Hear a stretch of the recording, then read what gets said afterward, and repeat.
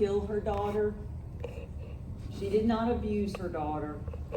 She did not neglect her daughter. She didn't allow anyone else to do those things, and she didn't direct anyone else to do those things. She was a good mother to her, and she grieves over the loss of her daughter every second of every minute of every day, and she's still doing it. And it doesn't matter if she smiles or laughs, has her nails done, has her hair done, goes out of town, goes to the beach.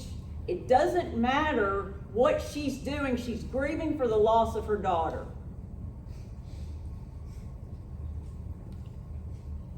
Would you please play S5?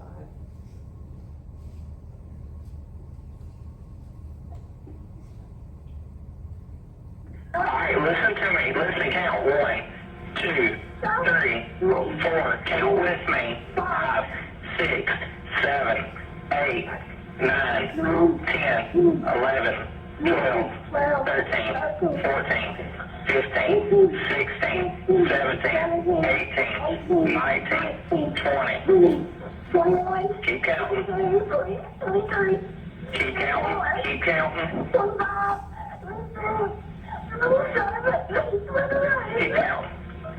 Keep counting. Keep counting. Almost to you. Keep counting.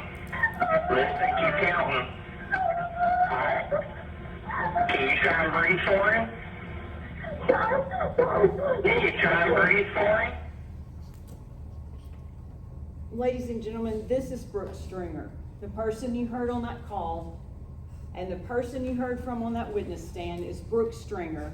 She's none of the lies and none of the Facebook posts that we've heard so much about in this trial. She was a mother fighting like hell to save her child. That's her giving her daughter CPR. Did she say she was a nurse? Did she not say she was a nurse?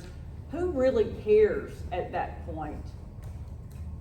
She was trying to save her daughter's life. She was taking direction from the 911 call. We've witnessed the pain that she's experienced through this loss, an unimaginable loss. Nobody disputes that. But let's add on to that. Let's add on to the fact that she is wrongfully accused of capital murder. Let's add something else.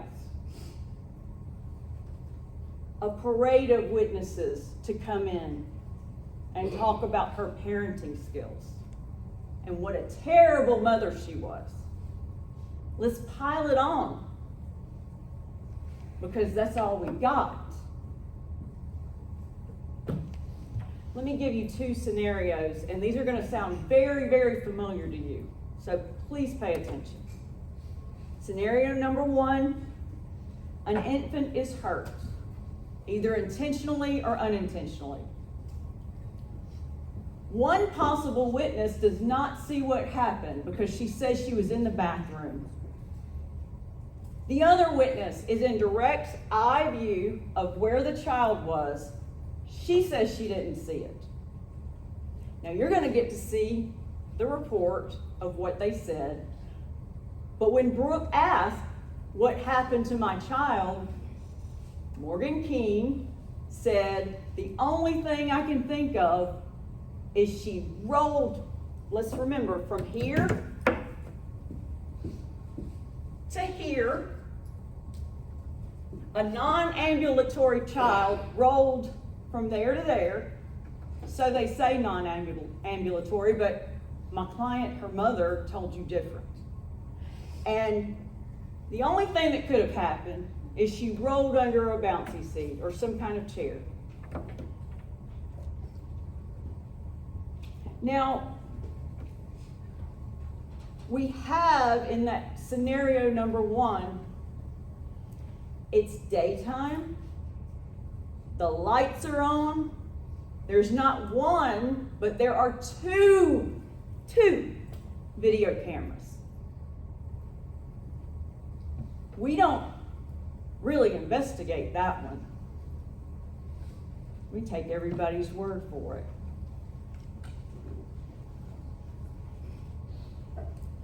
We take everybody's word for it. We pay attention to all the evidence. D30.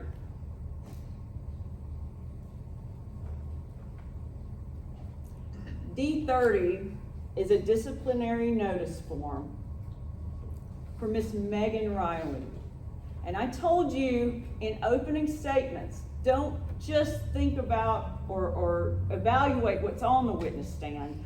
Also, evaluate what you didn't see, and I told you you wouldn't see a video, and you didn't. Another thing you didn't see, one of Lori Hodges' top employees, one of her top employees, who is still working there, did not come in and testify. But you can see this. Pay attention to the signatures, because Lori Hodge wasn't working at that point. Yes, this is old, but you're going to see that she was moved around, numerous parent complaints, not effective in handling the classroom, yelling at children, question as to appropriation and frequency of discipline. But magically, when Lori Hodge starts, we don't have any other complaints, and she's her best employee. Now, in scenario number 1 that I'm going back to, we have actual injuries. You can go back and listen to these videos, but Investigator Madison said, looked like fingerprints. You heard Dr. Denal, an experienced pediatrician, tell you that what was in that report could not have inflicted those injuries.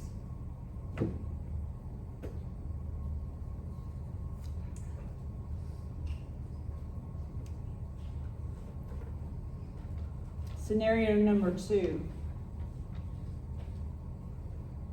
An infant is hurt within days of scenario number 1. But she doesn't have any external injuries like in scenario 1. But in this scenario, the room is dark, except for a cracked door. They had it pushed up with a chair, but when you go in, it cracks. It doesn't close on its own, so there's light from the kitchen. So there is some light in there.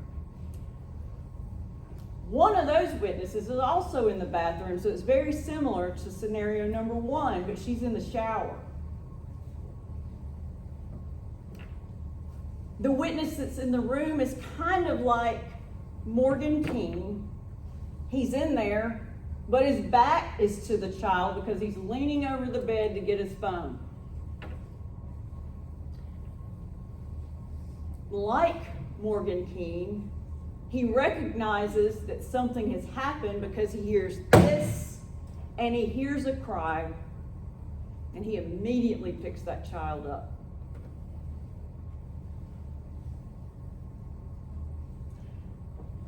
There are other differences. Neither of the people in scenario number 2 have a history of abusing children. They've never had the law called on them. They've never had any interaction with child protective services. They've never been in a domestic violence situation with one another. 0.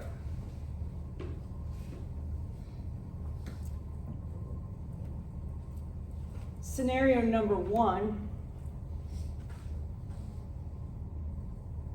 the ones that did come to testify,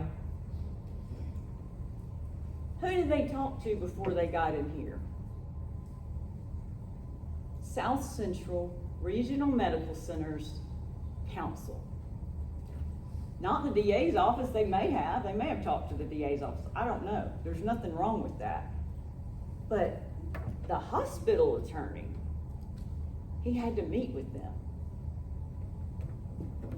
So, scenario number 2, the 2 individuals in that scenario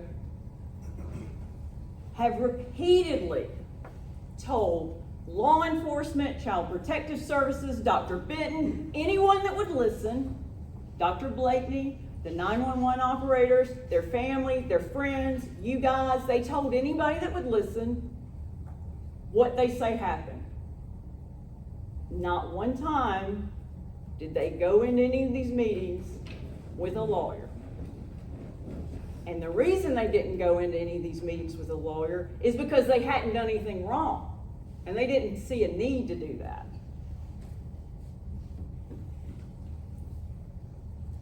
And finally, scenario number 1, that was this daycare that you'll remember Officer J.D. Carter said it was thoroughly investigated, thoroughly. I believe he spent an hour and a half on it, and the substance of that investigation was looking at another investigator's report and going over to the DA's office a couple of times. The difference is, ladies and gentlemen, is that one is a large corporation and one of the largest employers in Jones County. Scenario number 2 is a couple of 20-year-olds who are very naive. And I guarantee you, if they had come to me when this happened, I would have told them, don't talk to any of these people. You don't know what could happen. They may use this against you one day. Don't do it. But they did it because they had nothing to hide.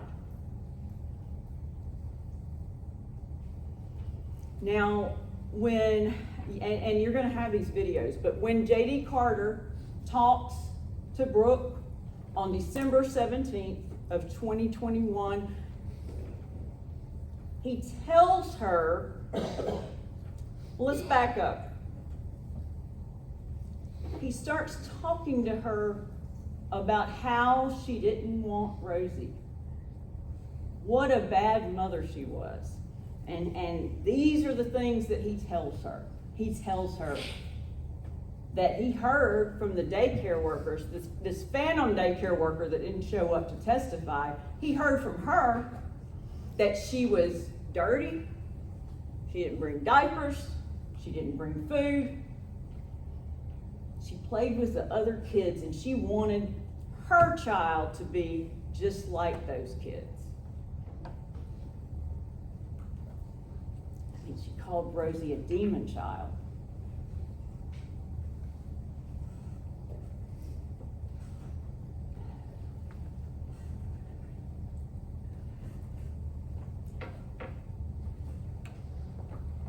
Another thing, another way that he was just telling her what a terrible, terrible mother she was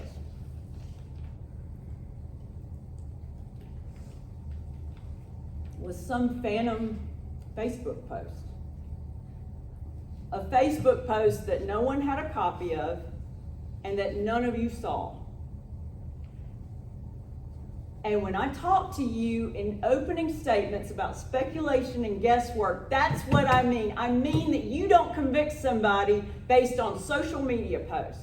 You don't convict somebody based on what someone has said from behind their keyboard in their mother's basement about what this evidence is. You do from the witness stand. You don't convict somebody on what's been in a blog. You don't convict somebody on what's been in any other media source.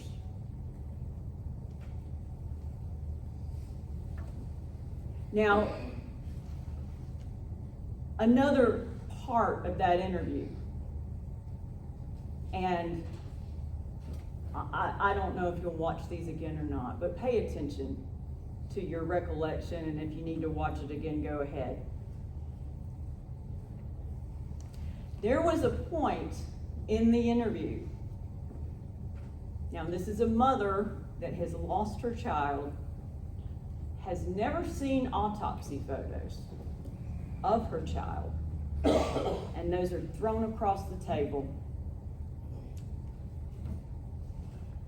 She wants to remember these times, the good times, but now she also has, in addition to that, she has her child sewn up like a rag doll on a cold autopsy table. She's got that one. What investigative purpose did that have? It had zero investigative purpose. Number two, what else does she have? She has her child's body on that same cold table with body parts beside it. Again, no investigative purpose whatsoever. Now, let's think about that second photo that I just referred to. That is when J.D. Carter takes it and circles, looks at it, and he says, "Brooke, that's a crack in the skull." The state's doctors, that is something that I think everybody agrees on. There was no crack in the skull. Either you're incredibly incompetent or you're lying. So let's talk about some lies.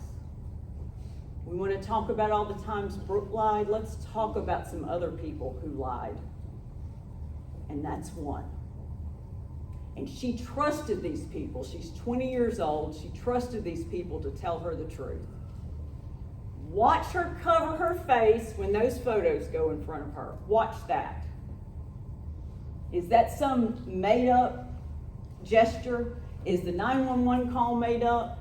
Did she have time while she was performing CPR and Brandon was on the phone with 911? Did they have time to huddle up and get their story straight? No, they did not. This was an emergency. And everything they said on that 911 call was the same thing that they told everybody else. Consistency.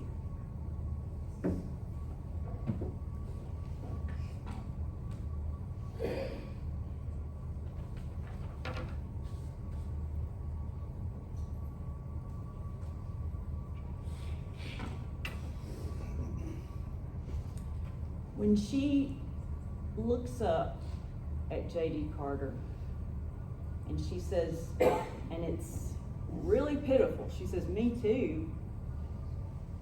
Now let's keep in mind, they went there willingly. One more time, sheep to the slaughter. I need you to come in because we're going to wrap this case up. That's not why they were going there. And they drop off their son Balin, and they think, when we get finished here, we'll go on to work. That's not where they went. And Brooke sat down there and watched Brandon come down the stairs in handcuffs, and she still walked up those stairs because she wanted to help. And when she got up there and she realized she's about to leave just the same way Brandon left, she's looking up and saying, can you please call my dad? Please call my dad.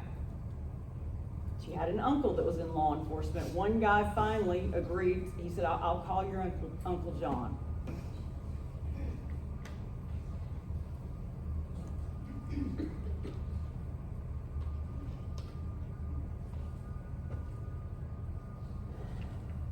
When Rebecca Lyons testified for Brooke, she told you she had to make 2 trips out of that daycare to get everything Brooke had in that daycare for that baby. Diapers, clothes, food, formula.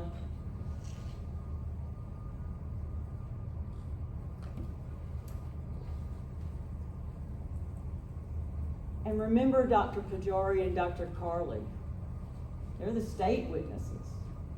And Dr. Pajari is her pediatrician. And they both confirmed there were no signs of abuse, no signs of neglect. They're mandatory reporters. Dr. Pajari had seen her since birth. I said, have you ever had to call Child Protective Services on her? No, I have not. Has she ever come in here dirty? No. Neglected? No. Is she underweight? No. Is she in line with other kids her age? Yes. Did Brooke seem to love her child? Yes. Carly also said that, and I think that was the only time she met with her was one time. Now, the October 2nd incident, there's been a lot made of that. And I don't, out of confusion, I don't want anyone to think that we believe that anything happened on 10/2 to cause the injury on 10/26 or whenever it was caused. What it does show, though, is a pattern. It's the only pattern of abuse that we have in this case. We have a write-up about the girl that is in there. We have visible injuries. Now, Dr. Benton and I believe Dr. Denal, they both told you as pediatricians there are red flags that we look for, and Dr. Benton told you that bruising on the face is a sentinel finding of child abuse. Dr. Denal agreed with that. Dr. Denal said, well, what we look at is there a history? He also told you that once an abuser starts, they don't stop.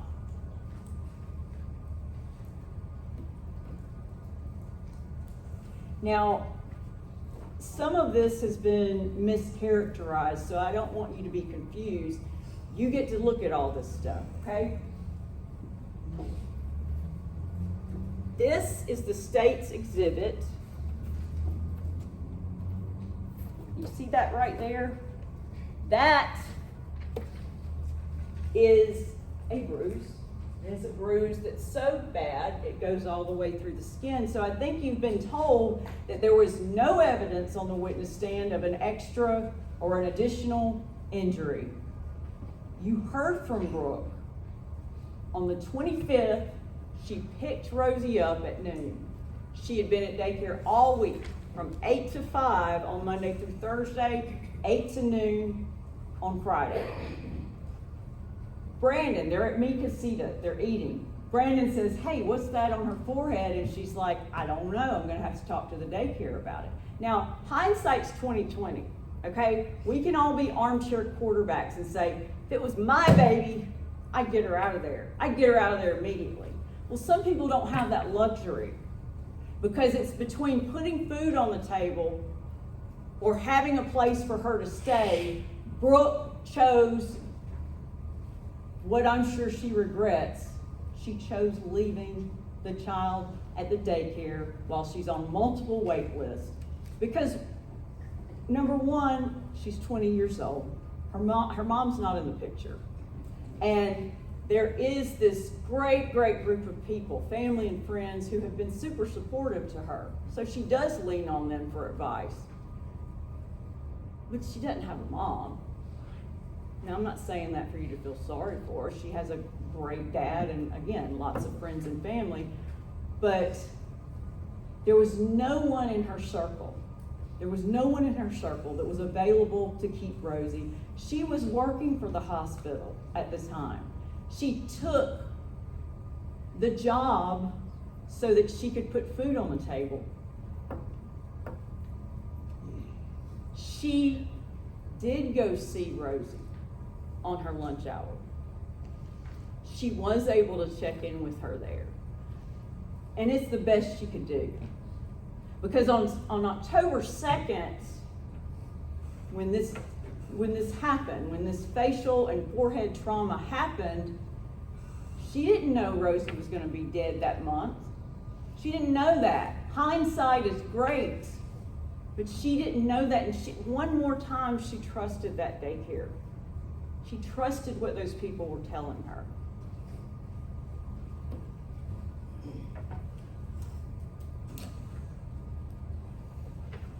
I'm not going to go back through the facts of what happened on October 26th. I think you guys have heard that enough. And I think we all agree on what happened up to a certain point.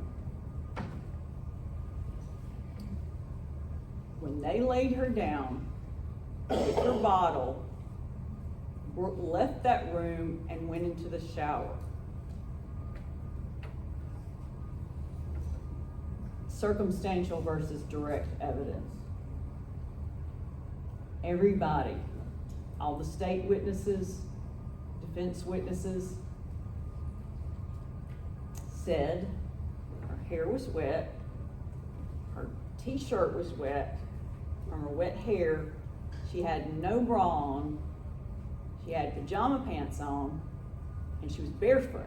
And you can see that in one of Adam Cochran's videos. If you want to go in and speed it up, you can see her walking through the hospital with no shoes on. That's circumstantial evidence that she was in the shower. And there's been no evidence presented to you that she was anywhere else.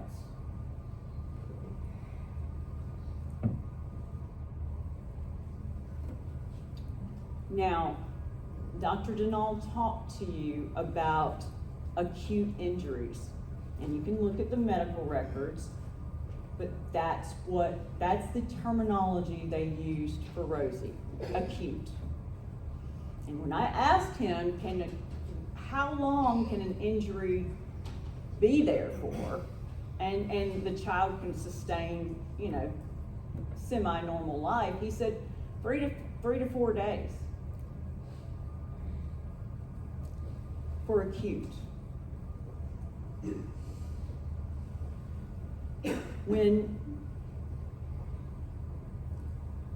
Dr. Benton tried to give you, he really tried to pinpoint. He really tried to pinpoint the time of the injury. It was very surprising to me. But what he told you is it had to be when she finished that bottle, because the extent of those injuries, there's no way she could swallow.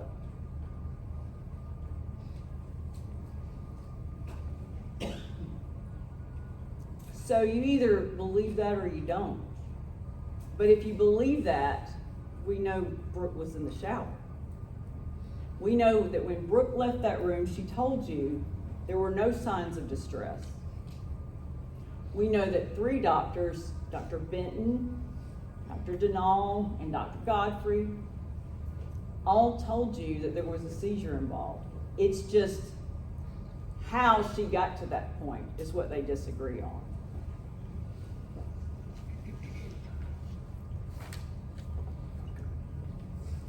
Robert told you his younger daughter, Amber, who you heard from on the stand, she had a history of childhood seizures. She grew out of it. But what did they do? What did they do? Her eyes were rolling in the back of her head. She went limp. The same conditions that Dr. Benton recognized are a seizure.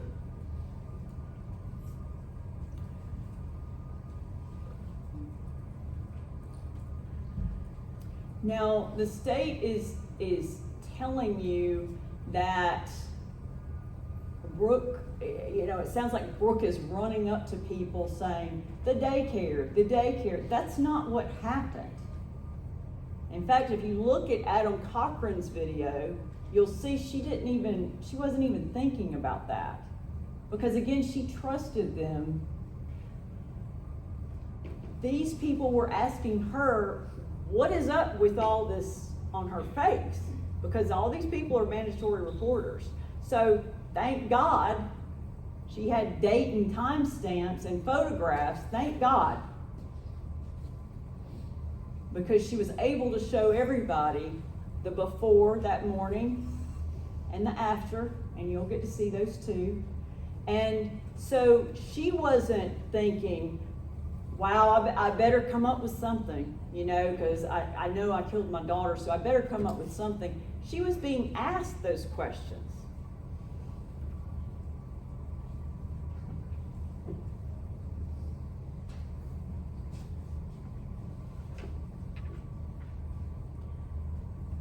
Dr. Benton never investigated other causes. He has a few tests on there, and you can go back and look at that. The family, there are genetic diseases, you heard from everybody, that can cause that kind of damage. We don't know whether that's an option. And why do we not know? Number one, the history that he got from Brooke was when she'd been up for a couple of days with no food. You can hear in the audio, he's saying, Brooke, Brooke, Brooke, she's falling asleep. She gives him, you know, the best of her ability, but he takes her word for it. It's very difficult. It would have been very difficult. The father is out of the country. He's not in the child's life. But you heard that even if the half that Brooke gave was accurate, which I kind of question that, we don't have 50% of that. So we don't know. And when we don't know something that's as key to this, that's an element to the crime, that's reasonable doubt. Now, a couple of the doctors said, yeah, I mean, aneurysm, it could have been possible, but typically, that would be something that would happen in an older adult. Take that for what you will. But there are multiple potential options here. And Dr. Benton is another person that she trusted. Let's talk about more lies with Dr. Benton. Dr. Benton told you from the witness stand, after he took the oath, that he only did one interview with Brooke, and he always records those interviews. Brooke said there was a second interview. Lieutenant John Stringer told you there was a second interview. You can tell in the interview that we have that there is no one else in the room with Brooke, because he's asking, Dr. Benton is asking, he has to get her permission to talk to other family members, so he lets that be her option. Lieutenant Stringer was in there with her on the other interview, and they both said so.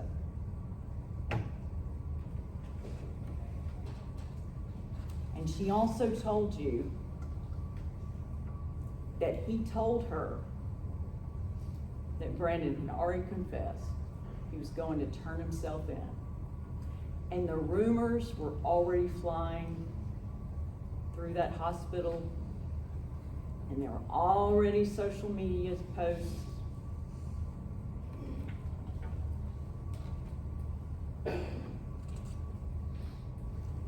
Let's think about when Investigator Madison on December 27th talked to Dr. Benton.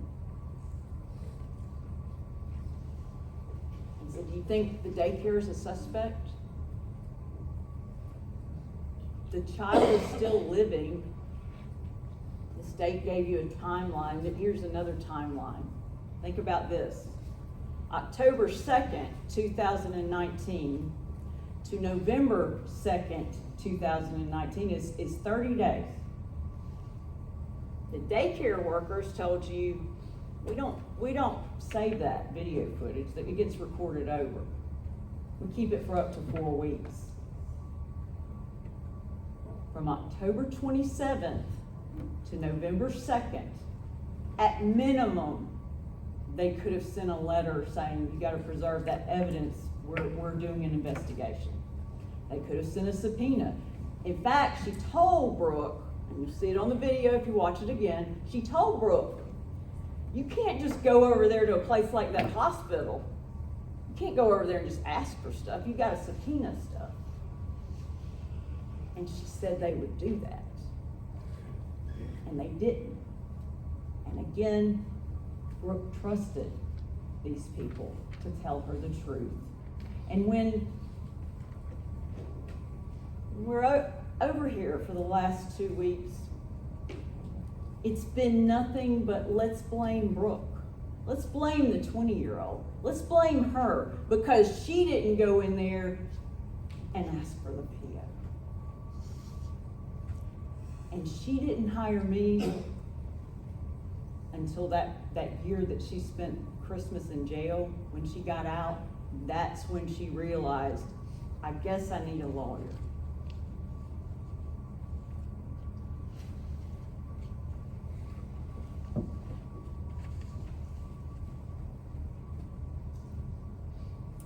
She had been with Brandon all day long. They had a long day. From 12 o'clock to 9 o'clock, they were going. It was the first Halloween. It was going to be Rosie's first Halloween. And she was so excited about that, to dress her up. And she got home, changed the diaper, changed the clothes, put the bottle in, and then took a 10-minute shower. And you look at those charges, you look at those jury instructions, and the government wants you to believe that because she was in the same area, she's guilty.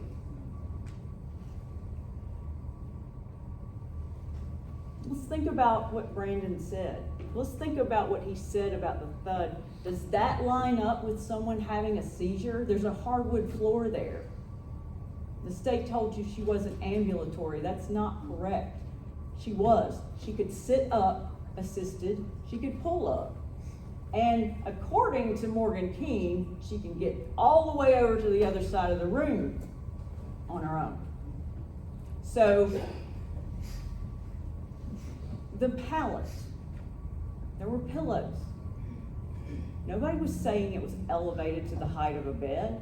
You heard from Dr. Godfrey about short falls.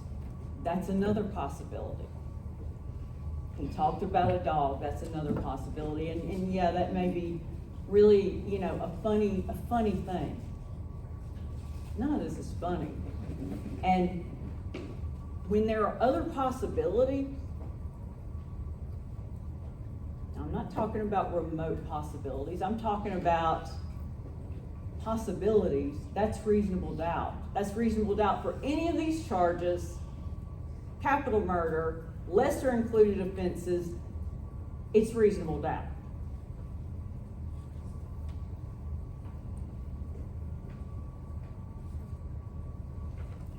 She did report this to Lori Hodge. She reported it as maybe a 20-year-old would report it. She was over there, back at the hospital with her friend, a coworker, and Lori was having work done, and they told her. And what was her response? Kids fall, accidents happen, and those are two of my best employees. Morgan Keene does not even work at that hospital anymore, and she met with the hospital attorney because we've made a big deal out of mock trials and documentaries and that kind of thing. You hire a lawyer to talk about your case. There's not a case I have in my filing cabinet that I have not talked to my client about their testimony. And I very often do mock trials. And in none of those circumstances, just like you heard from the witness stand, I'm not telling somebody what to say. I'm telling them to say the truth. This is nerve-wracking. Did you hear the state when they're cross-examining my client and they say, "Are you getting angry? You getting angry with me now?" What'd she say? "No, I'm scared." And you have a big reason to be scared, because they've come at you for 4 years now.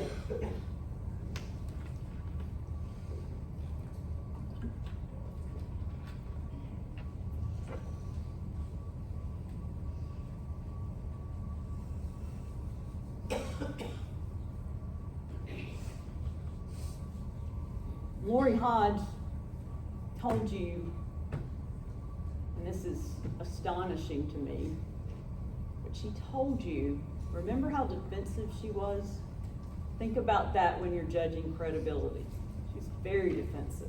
And what she told you about the video, no, we didn't save it. You know why we didn't save it? Because it was an accident. She doesn't know it was an accident. Nobody ever told her what happened. They told her what they think happened. Supposedly no one saw this, even though this is the diaper changing table. The mat is in front of that. Lori Hodge, let's talk about some other lies. Lori Hodge told you they didn't have that gate up during that time. Look at the photographs we put into evidence. Look at where Rosie is. She's on the mat with a gate around it, okay? And the gate's sturdy. And if the gate was up that day, there's no way that Rosie rolled off that mat.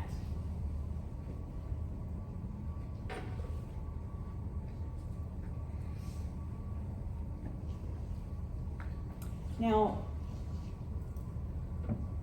Brooke was also questioned about Brandon. How could you? How could you? How could you stay with him? How could you do it? And you had another child with him.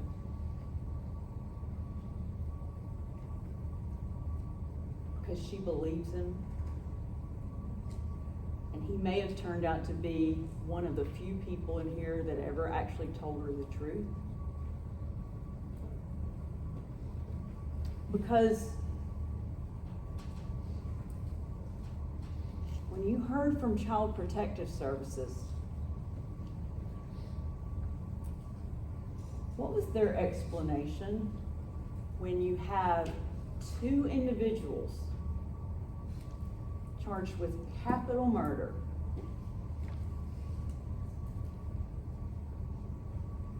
They've never checked on Balin.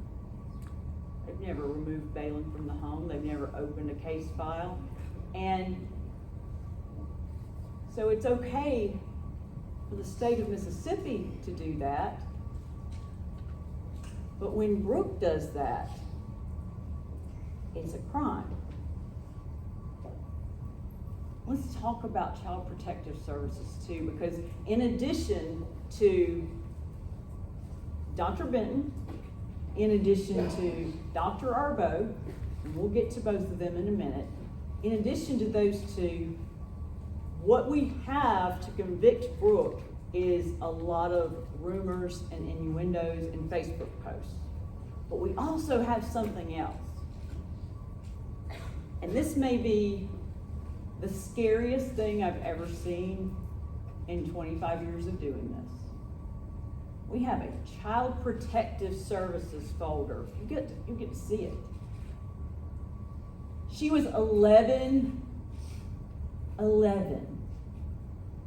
years old. And we're going to use that to call her a liar today. It's frightening. And I believe there was some misunderstanding about what unsubstantiated means.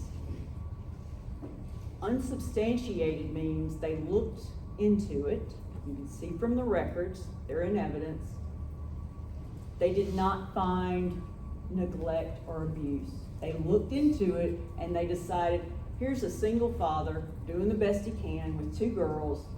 We don't want to remove these kids from this home. We'll just, we'll close this out. Let's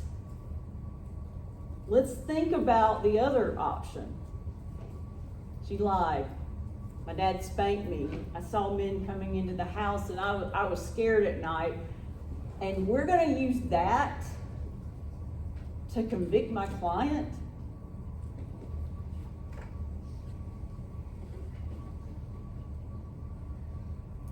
She's been harassed in the media to the point that they've gotten death threats.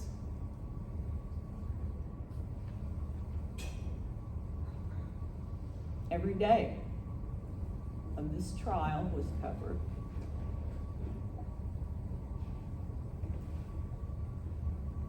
And every day, the public heard one side of the story.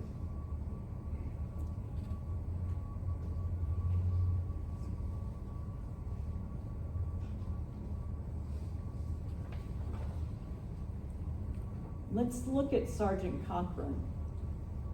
He was the first on the scene. Listen to it again. No sign of foul play. No sign of foul play. He's talking to Tanya Madison, and she says, I think Brooke went to school with my daughter. She's a pretty good kid. Something to that effect. You heard Sergeant Cochran say, oh man, Rosie was crying. That was a big cry. So Brooke thought that's good news. She's being responsive. And she rode in the ambulance to the hospital. And she heard Rosie crying. And at some point in that ambulance ride, the ET tube became dislodged. And that's not, no one's saying anyone was committing malpractice, because it happens, and it's apparently very difficult to do that. No one said that she was without oxygen completely. They said she didn't have good oxygen because she wouldn't have been able to cry if the ET tube was in correctly. Now, that was Dr. Denal. Sergeant Cochran said, they're being 100% cooperative. I don't see an issue here.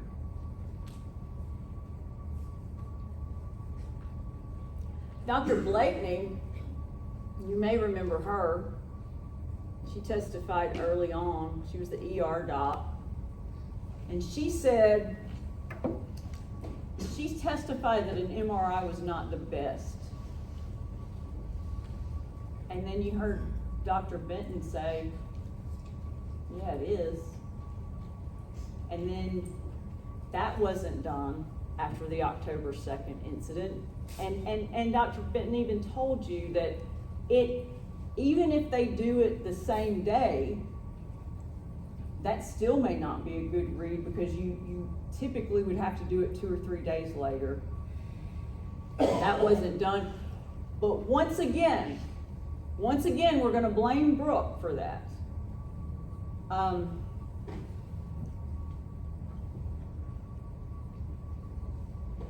Dr. Blakeney was with that child for 61 minutes. She testified that a majority of that time she's coordinating life flight. She got up here and cried. She's an ER doc. She got up here and cried, and she could not remember, though. The one thing she could not recall is whether or not Brooke was upset. I don't know if you remember me asking her that, but she said, I have no recollection of that. And what did she remember?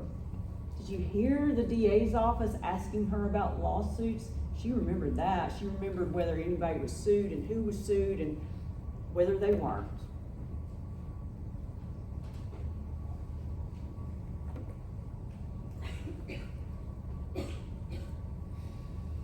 Lori Hodge got up there and cried. She said, we just couldn't even use that bed anymore. We planted a rose bush. We didn't invite Brooke, but we planted a rose bush. And so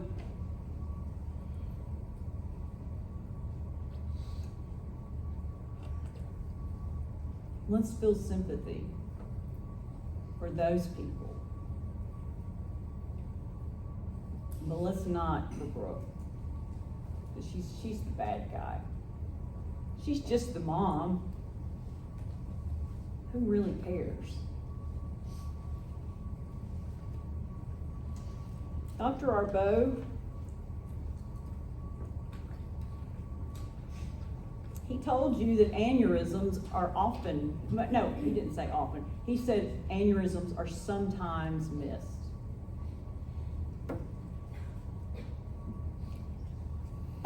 one other thing that he said 3 times. He said this 3 times. I'm gonna err on the side of homicide. Ladies and gentlemen, that's reasonable doubt. We don't err on the side of homicide because lives are ruined when we do that. We do what Dr. Godfrey said. Undetermined. He didn't say that they did or didn't do it. He said he did not have enough information to make that decision. And the state made a big deal out of some of the doctors not reviewing every piece of discovery. They were going by Dr. Benton's report, who you can read, and the account that both Brooke and Brandon give in that report is the same account on all those other videos. So there's no need to do that. The account of what happened did not change. And it still hasn't changed 4 years later.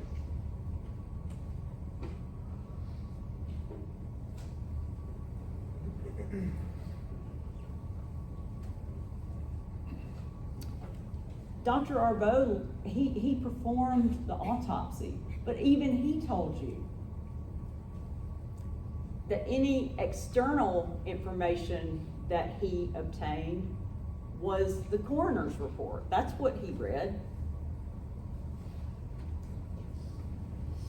He also admitted that there were bruises, still bruises on Rosie's face at the time of the autopsy. Now, the state is talking to you about a well baby check, and Dr. Bajari, you can see her records, she doesn't put that in her notes. I don't really know what to make of that, but that's just not true. The bruises were still there. Now, do I think Dr. Bajari and Carly Robinson and Dr. Blakeney, and it's a huge conspiracy and DA's office is in on it? No, I don't. Don't believe that. But I believe some people were covering their behinds. I do believe that. And I believe when you have a lot of self-interest, you'll do a lot of things. And I believe that if you have that, you may not want to put that witness up there. That witness that you didn't hear from. Now, Dr. Godfrey talked to you, and some of the other witnesses talked to you about how there was no neck damage. But Dr. Benton was so convinced that it was acceleration and deceleration. And when I asked him, I said, were there fingerprints? Was there anything on the shoulders or the arms? No, doesn't have to be. Was there any tissue damage in the neck? Was there any damage at all to the neck? No, doesn't have to be. And you heard from Brooke, because the state asked her. The state asked her, do you think he's lying? Do you think Dr. Benton's lying? Well, no, not at the time. But it turns out he's testified in a lot of cases. He's testified in a lot of cases where he was incorrect. And it costs people a lot. Because he has an agenda. He's an arm of the state. He's a police officer, he's a doctor.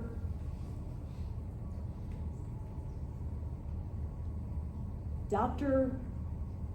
Benton told you that the people he confers with are prosecutors and law enforcement. And Dr. Arbeau told you that his office is under the umbrella of Department of Human Services, and that's where all the law enforcement entities are. Because this state doesn't have an independent medical examiner's office. And when you hear things like that, just like our witnesses were paid money, because people don't work for free. When you hear, thank you. When you hear things like that, that's bias.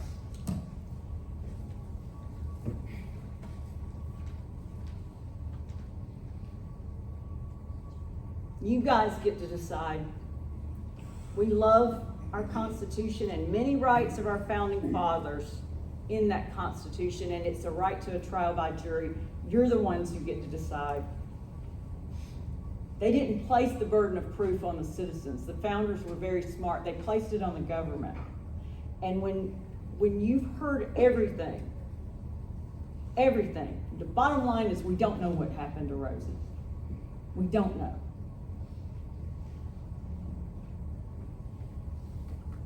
And when you don't know, there's doubt. We can't base this on speculation and guesswork. We cannot do that. And when you look at that capital murder charge and those charges underneath, the state has to prove each and every element of each of those offenses. And they haven't done it. And I would ask you to return a verdict of not guilty to anything on that verdict form for my client, Brooke Stringer. Thank you.